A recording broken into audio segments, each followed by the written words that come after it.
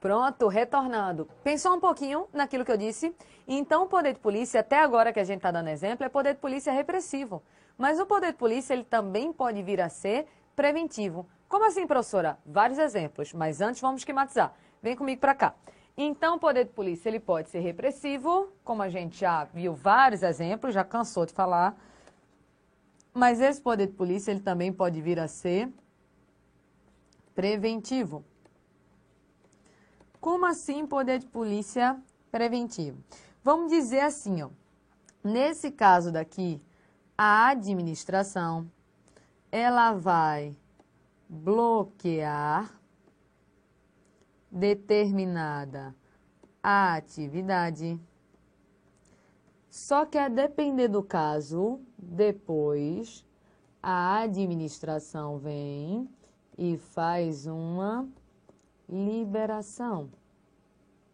Faz uma liberação. Então, a administração bloqueia uma atividade e depois a administração faz uma liberação. E esse bloqueio daqui, só para você perceber, é um bloqueio preventivo, ou seja, é um bloqueio para todos. É uma limitação geral de interesses individuais em prol do interesse coletivo. Vamos devagarzinho para a gente entender esse ponto daqui. Vê só. Deve ter acontecido com vocês. Você achava que quando chegasse aos 18 anos, sua vida ia mudar? Não achava? O que aconteceu, meu filho, quando você chegou aos 18 anos? Nada, não foi? Pronto. Eu creio que quase todo mundo acha que quando se faz 18 anos, vem um pó mágico, a pessoa fica independente, adulta, rica e alta. No meu caso, eu não fiquei nem independente, nem rica e nem alta. Né? Continua a mesma coisa, com a diferença que agora você pode ser preso. Mas muito pior, antigamente era só ato infracional, era melhor. Mas tinha uma coisa que eu sonhava muito em fazer 18 anos para poder fazer, que é dirigir. Eu sempre sonhei em dirigir, não é isso? Eu amava dirigir. E como já está prescrito, eu vou falar, sabe? A gente tinha uma casa de praia e eu ficava pegando o carro do meu pai. Antigamente ninguém fiscalizava isso, não tinha proibição nenhuma. Eu ficava já treinando como era andar, dando a volta no quarteirão de casa desde os 11 anos. Minha infância foi um pouco diferente. Então eu sabia dirigir desde os 11 anos, que eu já dava treinadinha. Antigamente todo mundo treinava, hoje em dia é que tá, não é isso, com a proibição maior. Então eu treinava a dirigir, eu já sabia dirigir. Mas com 11, 12, 13, 14 anos, eu podia dirigir nas ruas? Não, porque a atividade de dirigir, ela estava o quê? Bloqueada. A administração bloqueou a atividade de dirigir, por quê? Pensando na segurança coletiva. Porque imagina que qualquer doido, qualquer topeira que quisesse, pudesse pegar um carro e sair por aí dirigindo. Um carro é uma arma, minha gente. E um carro na mão da pessoa errada faz um strike que mata 500 pessoas, né? Uma pessoa. Então perceba o raciocínio. Nesse caso daí, veio o departamento de trânsito e disse só a partir dos 18 anos e só quando você passar na prova é que você pode dirigir. Então veja, foi um bloqueio de uma atividade, limitação do meu interesse individual e depois, quando eu passei na prova, a administração liberou que eu dirigisse. Perceba, é uma atuação preventiva da administração. A administração, de forma preventiva, ela está me vindo de dirigir para posteriormente, se eu passar na prova, ela liberar a atividade. Estão percebendo? Deixa eu te dar um outro exemplo.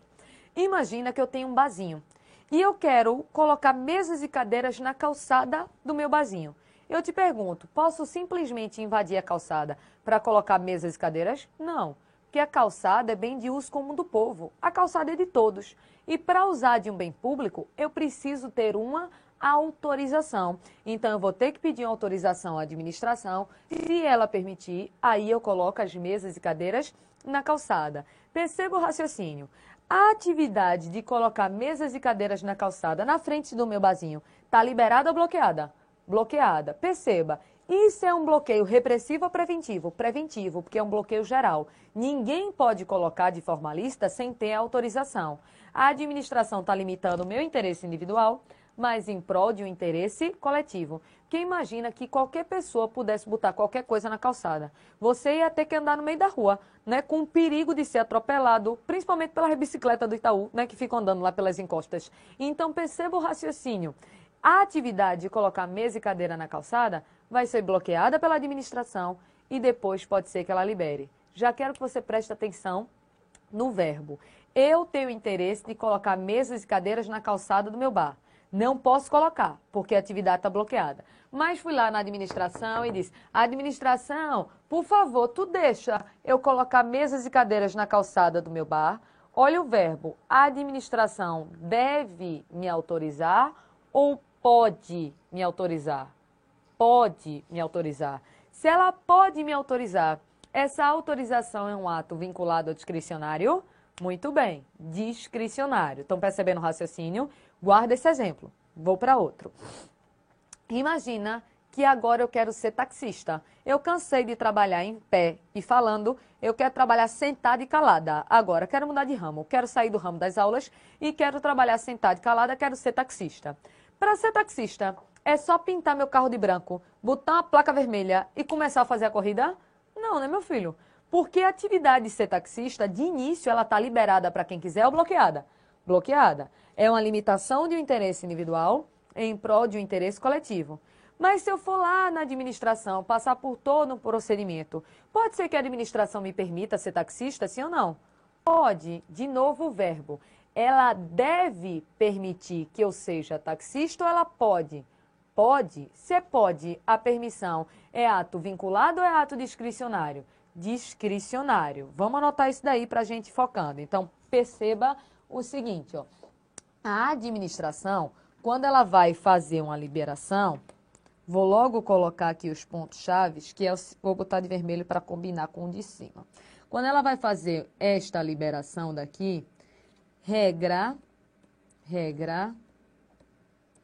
essa liberação representa um ato discricionário. Vou resumir, tá, pessoal? Mas você sabe que está escrito discricionário. Regra, essa liberação é um ato discricionário. Se é discricionário, a gente já sabe que, nesse caso, a administração, ela escolhe se libera ou não. Quais são exemplos de atos discricionários de liberação? A gente aprofunda isso depois, mas vê. É quando, por exemplo, eu peço uma autorização. Quando eu peço uma autorização, a administração vai ver se me autoriza ou não. Ato discricionário. Quando eu peço uma permissão, a administração vai ver se me permite ou não. Quando eu peço uma concessão, a administração vai ver se me concede ou não. Professora, qual é a diferença de autorização, permissão e concessão? Eu juro que a gente vai ver, mas vai ver mais para frente. Por enquanto, vamos só anotar os nomes, porque se eu for explicar autorização, permissão e concessão, ainda está faltando base aqui para a gente poder aprofundar. Então, por enquanto, vamos pensar assim. Regra, quando é o quê? Autorização, permissão e concessão, o ato vai ser um ato discricionário. Mas perceba que se tem regra, vai existir também o quê? Exceção. Se existe exceção, é porque em alguns casos, essa liberação representa um ato vinculado. Perceba isso daqui, ó. Regra, a liberação é uma liberação discricionária. Como forma de exceção, a liberação vai ser vinculada. Quando, professora, eu até já te dei um exemplo. Vê o raciocínio. Lembra que eu te disse que eu sempre sonhei em ter carteira de motorista? Eu me lembro do seguinte fato, deixa eu desabafar com vocês. A carteira de motorista você só pode começar a pensar em tirar no dia que você faz 18 anos. Porque você só pode se matricular na autoescola quando já tiver 18 anos. Eu me lembro como se fosse hoje esse dia. No dia do meu aniversário de 18 anos, quando eu acordei e fiz bom dia para todo mundo, eu fiz bora para a autoescola, pronto. Então, de manhã, quando foi o aniversário, meu aniversário, 18 anos, de manhã eu estava indo já para a autoescola para poder me matricular. Aí fiz o curso da autoescola todinho, aí começou os testes do Detran. Aí o que aconteceu? Eu passei na prova objetiva, que você tinha que decorar aquele livrinho do Detran. Eu passei no psicotécnico, que foi dificílimo do Detran. Passei no exame de vista. Olha, o exame de vista, eu tenho que contar para vocês, não resisto. Meu exame de vista do Detran foi mais ou menos assim, ó. A mulher botou uma letra A do tamanho dessa parede. Letra A, gigante. Olhou para minha cara e fez assim. qual é a letra? Eu digo, é pegadinha. Só pode ser porque a letra era do tamanho dessa parede. Eu fiquei olhando para a letra, achando que tinha uma letra dentro da letra. Aí eu fiz assim, A, ela fez aprovada. Próximo. Minha gente do céu. Aquilo não é que eu tinha problema de visão. Se eu não enxergasse o A, eu era completamente cega. Estão percebendo? Mas não é isso. Passei no exame de vista. Espero que essa mulher tenha sido afastada. Passei no exame de vista. Aí chegou na prova prática. Eu, como já dirigia desde os 11 anos, não tinha problema nenhum. Fiz rampa, fiz baliza, fiz garagem, fiz o negócio todo. Passei na prova toda. Eu te pergunto o seguinte, no dia tão esperado de eu ir pegar minha carteira de motorista, quando eu chegar lá, pode a mulher olhar para minha cara e dizer, não vou dar carteira. Pode ela fazer isso? Dar na cara dela, se ela fizesse um negócio desse. Pode a mulher negar minha carteira depois de eu ter passado na prova toda? Claro que não. Porque se eu preenchi todos os requisitos, se eu passei na prova toda, o departamento de trânsito, ele escolhe se me dá a carteira de motorista ou tem que me dar? Tem que me dar. Estão percebendo que agora o verbo é diferente? Então é discricionário ou vinculado? Vinculado. Bora para outro exemplo, que também aconteceu comigo? Acabei a faculdade. Quando eu acabei a faculdade hoje, de Direito, hoje, eu já posso distribuir cartões, né? Tentando, não é isso, negociar serviços como advogada? Não, porque hoje eu ainda não sou o quê? Advogada. Se eu simplesmente acabei a faculdade hoje eu ainda não sou advogada, porque hoje eu ainda não tenho o quê? A ordem, eu não tenho a carteirinha da OAB. Aí o que aconteceu comigo? Eu tive que fazer a prova da OAB. Passei na prova objetiva, passei na prova subjetiva. No dia marcado para poder pegar minha carteirinha da OAB, poderia a mulher olhar para minha cara e fazer... Não, muito pequena para advogar. Pode acontecer isso? Era outra que eu dava na cara dela. Porque se eu passei na prova objetiva, se eu passei na prova subjetiva, a OAB escolhe se me dá a carteira ou tem que me dar? Tem que me dar. Veja o verbo. Se tem que me dar, é discricionário ou vinculado? Vinculado. Só que eu estou usando nomes populares. Carteira de motorista e carteira da OAB. Bora botar nomes técnicos? Carteira de motorista é licença para dirigir. Carteira da OAB é licença para exercer atividade profissional de advogar. E quando o que você está fazendo e pedindo é uma licença, acontece o seguinte, ó. Você vai ter que preencher alguns requisitos, fazer, por exemplo, algumas provas. Se você passa, a licença ela tem que ser concedida. Se a licença tem que ser concedida, é um ato discricionário ou é um ato vinculado? Vinculado. Vem comigo. Vindo para cá, a gente anota da seguinte maneira. A administração, o poder de polícia, de regra, ele é discricionário. No caso da autorização, no caso da permissão, no caso da exceção, mas em um caso vai ser vinculado, que é no caso da licença. Lembra do caso da licença para dirigir e a licença para advogar. A gente vai aprofundar esses tópicos, autorização, permissão, concessão e licença mais para frente. Por enquanto, eu só quero te mostrar que às vezes a liberação é facultativa, é um ato discricionário, e às vezes ela é obrigatória, então é um ato vinculado. Só que eu quero aproveitar para fazer o seguinte raciocínio com vocês. Deixa eu pegar para cá, para cá. Pronto. Então, vamos imaginar a seguinte situação. Esse poder de polícia daqui, esse poder de polícia, ele vai ter atributos. O que são atributos? São características. Então, vamos ver quais são as características do poder de polícia. Vou botar as 3 e depois eu explico, tá certo? Então, os atributos são os seguintes, ó. Poder de polícia, ele é discricionário. Discricionariedade. Outro atributo, auto-executoriedade.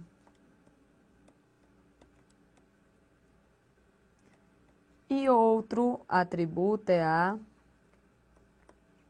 coercibilidade. Discricionariedade, auto-executoriedade e coercibilidade. Perceba que uma coisa já está estranha. Estranha por algo que a gente já estudou. tem um atributo do poder de polícia que é a discricionariedade. Só que a gente acabou de ver que o poder de polícia, ó, ele tanto pode vir a ser o quê? Discricionário, quanto vir a ser vinculado. Eu vou logo te dizer como é que cai em prova, não que eu esteja concordando com o que eu estou falando, tá, pessoal? Mas é como cai em prova. Vê o raciocínio. O raciocínio é o seguinte, ó. De regra, o poder de polícia é discricionário. Então, se aparecer seco na sua prova, perguntando pelo poder de polícia, diga que esse poder de polícia ele é discricionário, porque é a regra geral. Agora, se disser na sua prova que esse poder de polícia ele é sempre discricionário, aí tá certo ou errado? Errado, porque aí você vai dizer salvo, ou seja, exceto no caso da licença. Como a gente falou, a licença para dirigir, a licença para advogar. Porque aí no caso da licença, esse poder de polícia, ele vai ser o quê? Vinculado. Então veja como aparece em prova de concurso. Aí você diz, professora, mas devia ser assim, depende. Eu também concordo, mas a gente tem que ver como é que cai na prova. Caindo na prova perguntou poder de polícia e não disse nada, marque discricionário. Poder de polícia, ele tem discricionariedade. Agora, se disser que o poder de polícia é sempre discricionário, aí marque falso. Porque aí você tem que lembrar do caso da licença, que aí o poder de polícia, ele fica vinculado. Então, vamos botar, vem para cá. Vindo para cá, a gente anota da seguinte maneira.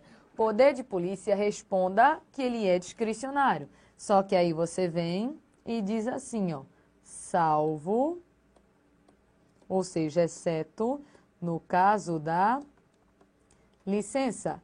Que aí no caso da licença, o poder de polícia, ele é vinculado. Mas você só fala na licença se pedir a exceção ou se falar expressamente nela. Porque se não falar, ele é discricionário. Beleza?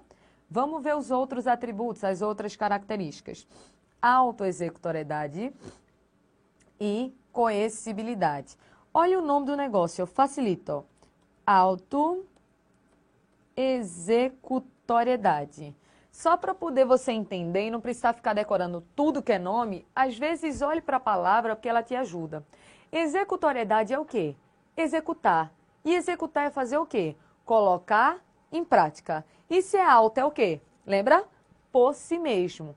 Então, autoexecutoriedade é execução pela própria o quê? Administração. Então, quando um ato tem autoexecutoriedade, é porque ele pode ser executado pela própria administração sem precisar de prévia autorização judicial. O administrador vai lá e faz. Olha o exemplo. Para o fiscal, aquele da vigilância sanitária, interditar lá o supermercado de Aline, ele teve que pedir autorização judicial para poder interditar? Claro que não. Ele simplesmente chegou lá e interditou. Então, a execução do ato, a colocação da interdição em prática, foi feita pelo próprio administrador. É por isso que esse ato ele tem autoexecutoriedade. Quando o agente de trânsito vê um carro estacionado em local proibido, ele tem que antes ir lá no juiz, pedir autorização do juiz para rebocar. O juiz vai olhar para a cara dele e vai dizer, é o doido? Vai lá e reboca a criatura. Então, o administrador, o agente de trânsito, vai lá, pega o carro e reboca. Então, foi o próprio administrador que resolveu o problema, que executou o ato. Isso é autoexecutoriedade. Não se incomoda que a gente vai aprofundar esse tópico, mas aprofunda no assunto atos administrativos. Por hora, é isso que importa para a gente, só um conceito básico. Vamos anotar então. Então, vindo para cá, o conceito de autoexecutoriedade é dizer o seguinte, ó. É dizer que o administrador, ele pode praticar o ato sem precisar de prévia autorização judicial. Ele não precisa de prévia autorização judicial. Não precisa. Olha o X. O administrador pratica o ato sem precisar de prévia autorização judicial, como a gente viu lá no caso, né, da interdição do supermercado, da multa de um carro, do reboque de um carro, da multa da fábrica. Então, é esse raciocínio. E o último atributo é esse daqui, ó. É o atributo da coercibilidade. O nome coercibilidade te lembra o quê, pessoal? coerção. Deixa eu até botar aqui, ó. Coercibilidade te lembra coerção. Coerção tem a ver com imposição. Então, é o que eu te disse. A palavra ajuda muito para você não ficar decorando tudo, não é isso? Então, olhando para a palavra, fica mais fácil. Coercibilidade é coerção. Coerção é imposição. Vamos de novo para os mesmos exemplos que a gente já deu, porque fica mais fácil. Eu, agente da Vigilância Sanitária, quando cheguei lá para fiscalizar o supermercado de Aline, eu, para interditar o supermercado, preciso dizer, Aline, tu me autoriza a interditar o supermercado? É o doido, é? Porque se eu for perguntar se a dona do supermercado me autoriza a interditar, ela vai dizer o quê? Não. A Aline olhou para a minha cara e fez, não, não autorizo, não é isso? Então, perceba, o administrador, para praticar o ato com poder de polícia, ele precisa da concordância do particular? Não, porque se ele precisasse da concordância do particular, ele não poderia fazer o ato absolutamente nunca. Estão concordando com o raciocínio? Vê o outro. Você estacionou seu carro em local proibido. O agente de trânsito, para rebocar, vai pedir sua autorização? Não, porque imagina, senhor dono do carro, posso rebocar? Você vai dizer o quê? Muito obrigado pela proposta, mas eu não aceito. É isso que você ia dizer.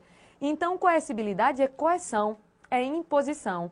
Aqui está dizendo que o administrador ele pode praticar o ato independentemente da concordância de quem? Do particular. Ele simplesmente vai lá e pratica. Ele pode até usar força, desde que respeitando os princípios da proporcionalidade. Lembra? A atuação adequada, a atuação sem excessos. Se a Aline, ela não quer que eu deixe, não quer deixar eu levar as mercadorias dela do supermercado embora, posso até mesmo usar a força necessária para pegar aquelas mercadorias à força e levar? Posso. Se uma pessoa está na frente do carro não deixando eu rebocar, posso empurrar a pessoa usando a força necessária para rebocar aquele carro? Posso, porque a imposição é coerção, posso até usar força. Bora anotar isso. Então, anotando aqui, vai ficar mais ou menos assim, ó.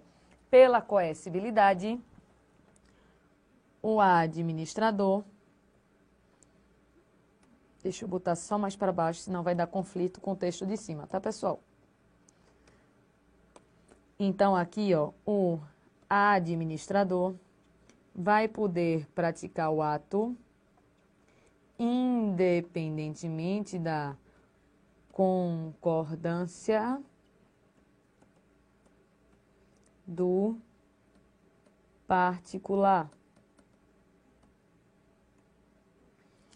Então, aqui, o administrador pode praticar o ato sem precisar da concordância do particular.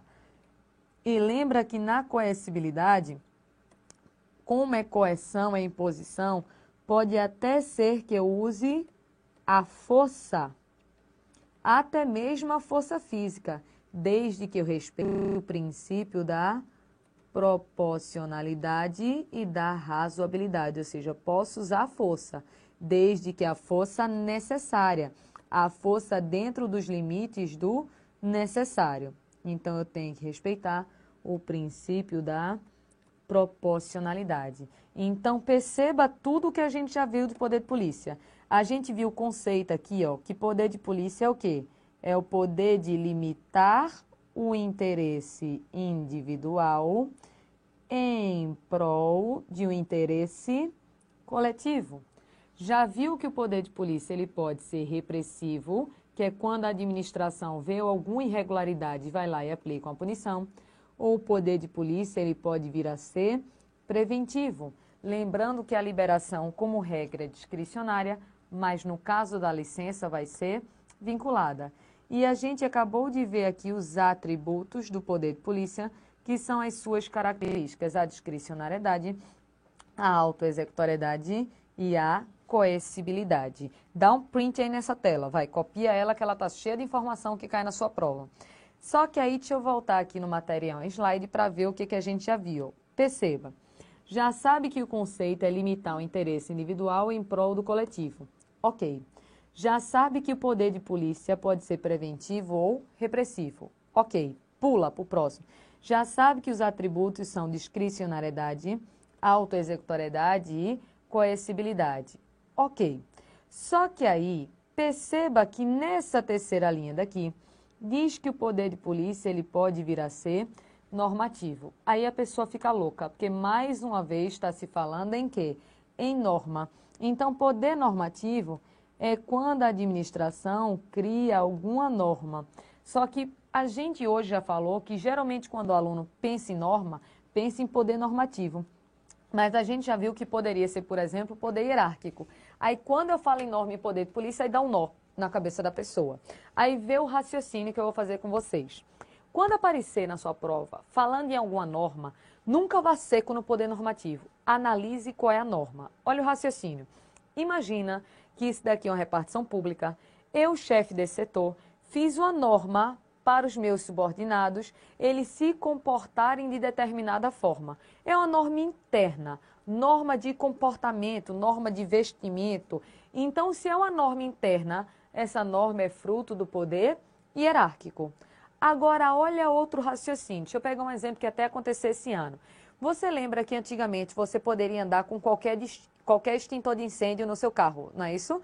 Pronto. Só que a partir desse ano, o CONTRAN, o Conselho Nacional de Trânsito, lançou uma resolução dizendo que seu extintor tem que ser do tipo ABC, se eu não me engano. Eu não entendo muito dessa parte não, mas eu acho que é ABC. Como se fizesse diferença, né? Se o meu carro pegar fogo, tu acha que eu vou pegar o extintor para apagar? Ele fica pegando fogo e eu saio correndo, né? Mas foi só para desabafar essa parte. Então veio o Conselho Nacional de Trânsito e disse, a partir de agora, você tem que andar com o extintor ABC, porque senão você pode levar uma multa por isso. Perceba, isso é limitação de interesses individuais? Toda vez que a administração diz que você tem que agir de determinada forma, ela está te limitando. Porque liberdade é poder andar com o extintor sem e com o extintor que eu quiser. Estão percebendo a diferença? Se ela diz que tem que ser A, B, C, é limitação de interesse individual. E por que ela está limitando seu interesse individual? Pensando na segurança coletiva. Porque assim, eu até brinquei dizendo que se meu carro estiver pegando fogo, eu não vou correr para usar o extintor. Mas a lógica maior do extintor, sabe qual é? Se você vê algum acidente, você pode parar, pegar seu extintor e ajudar. Então, com o extintor ABC, fica mais fácil de você ajudar a coletividade. Então, foi lançada uma norma dizendo que a partir de agora, você tem que usar tal tipo de extintor. É uma norma interna ou uma norma externa? Externa. Está limitando interesses individuais? Tá. Em prol de interesses o quê? Coletivos. Estão percebendo o raciocínio? Então, quando a norma é de produção de efeito interno, para dentro da repartição, só para trazer uma organização, é fruto do poder hierárquico. Agora, quando é uma norma de efeito externo, que vai atingir particulares, limitando interesses individuais em prol de um interesse coletivo, aí é poder de polícia. Então, você tem que ter muito cuidado em verificar qual tipo de norma que está aparecendo na sua prova. Norma interna de organização, poder hierárquico. Norma externa de limitação de interesses individuais em prol do interesse coletivo, poder de polícia. Beleza? Vamos voltar no material. Voltando para cá, a gente consegue analisar o seguinte, ó. Aí, além de normas, o poder de polícia também faz atos concretos. A gente deu vários exemplos disso daqui já, a gente já falou. Pode ser ato de consentimento, por exemplo, o consentimento para colocar mesas e cadeiras na calçada, o consentimento para dirigir, o consentimento para dirigir um táxi. Pode ser um ato concreto de fiscalização, como eu dei o exemplo lá de fiscalizar um supermercado para saber se ele está vendendo comida estragada ou não. E pode ser ainda um ato de sanção, como eu dei vários exemplos de imposição de punição particular, interditando o supermercado, multando uma fábrica, rebocando um carro. Então, veja, o ato pode ser um ato de criação da norma ou pode ser um ato concreto, consentindo alguma coisa, fiscalizando alguma coisa ou aplicando punição. Tudo isso daqui, consentimento, fiscalização e sanção, já foi visto. Então, de poder de polícia, está faltando uma coisa eu falar com vocês. Poder de polícia, que é o poder de limitar o interesse individual em prol do interesse coletivo, pode ser delegado, lembra que delegar é repassar, pode ser delegado a um particular, o que você acha? Poder de polícia pode ser delegado, pode ser repassado a um particular? Pensa um pouquinho, toma água, come biscoito, um salgadinho ou uma barrinha de cereal, se você está de regime, e já já eu te conto.